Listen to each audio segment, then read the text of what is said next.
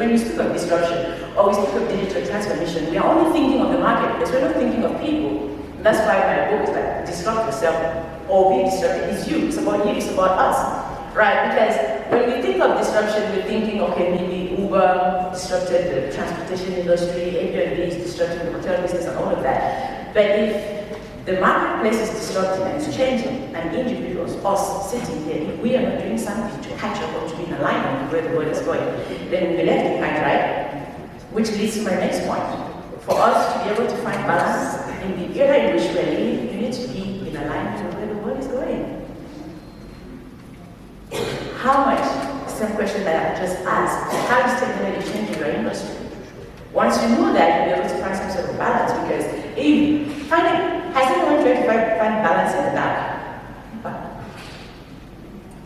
Because that's what happens if you are not aware of how technology is changing your particular industry or your particular profession. It therefore means you are trying to find balance in the dark. Ask yourself questions: what kind of jobs in future will your children be able to do? It's definitely not going to be what some of us are doing today. Some of what we are doing today, by the time our kids get there, it will be obsolete.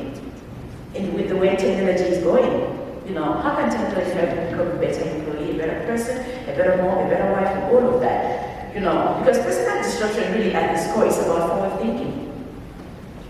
How you can evolve and how you can reinvent yourself. And this, I sort of did not plan for it to happen, but when it happened, I had to learn how to adapt and to be able to align myself with where the world is going. And the next role for you to be able to find balance is mindset. Like I'm saying, if you still have that mindset that the 4-year degree will serve you for a lifetime, you need to shift that mindset.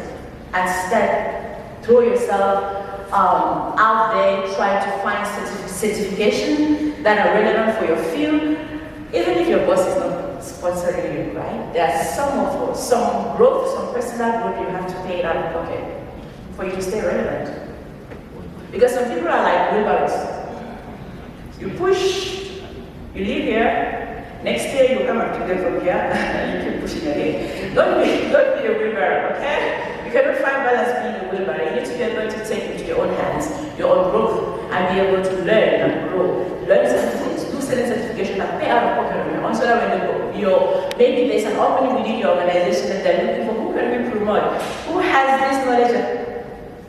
You'll be like, I do, because you are taking your own growth into your hands, right? Everything changes when you change your perspective. Your beliefs, either positive or negative, hurtful or helpful, they largely determine everything you do. You cannot find balance in your mindset, is a mess. Am I right? One of the points to be able to find balance is for you to be a lifelong learner. It's just from the previous point I mentioned. You need to be a lifelong learner. You cannot rely on what worked 5 years ago. We cannot rely on what worked 10 years ago. We can't rely on what worked in the past. We need to continually learn. And Arvin Toffler said the 83rd of the 21st century will not be those who can read and write, but those who cannot learn, unlearn, and relearn. That is disruption. That is finding balance. Some of us sitting might be wondering, okay, but what does that mean? It doesn't always mean going back to school, right? It just means being aware of where the world is going. Because sometimes when we talk about upskilling yourself, people are just thinking, okay, I need to go get that degree. No, I kind of mentioned it in my book as recycling your problems. Because everything is not just go back to school, get a degree, find out this thing or whatever degree you're trying to get, when you do come out, really be relevant for the marketplace. A degree might not be what you need, it might just be a 6-month course.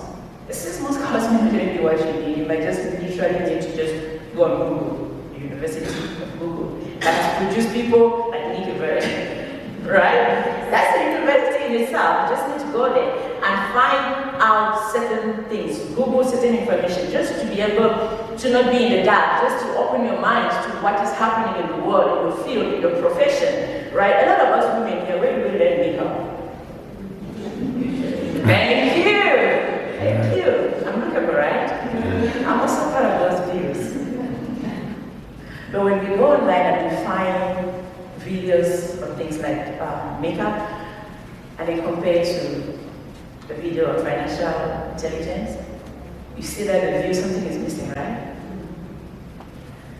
So, as much as we want to look good, as much as we want to find the latest trends in fashion, latest trends in hair, all of that, we should be able to find the latest trends in our industry and how it's changing our particular industry. Find the latest trends that can also help you better manage your life.